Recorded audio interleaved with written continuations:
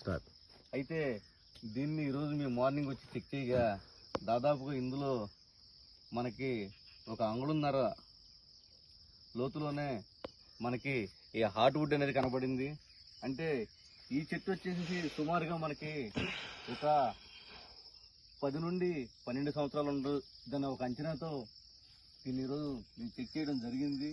దీంట్లో మనకి హార్డ్వుడ్ ఎంత వస్తుందని చూసుకుంటే ప్రజెంట్ ఇప్పుడున్న ఈ చెట్టును మనం చూసుకున్నా కూడా దాదాపుగా మనకి ఒక 150 నుండి 200 కేజీల వరకు హార్డ్వుడ్ వచ్చే అవకాశం కనబడుతుంది. అంటే రేపొద్దున మన ప్రాజెక్టులో ఇదే చెట్టు పెరిగిందంటే దాదాపుగా ఒక 200 కేజీల నుండి 300 కేజీల వరకు కూడా హార్డ్వుడ్ వచ్చే అవకాశం కనబడుతుంది మిత్రులారా.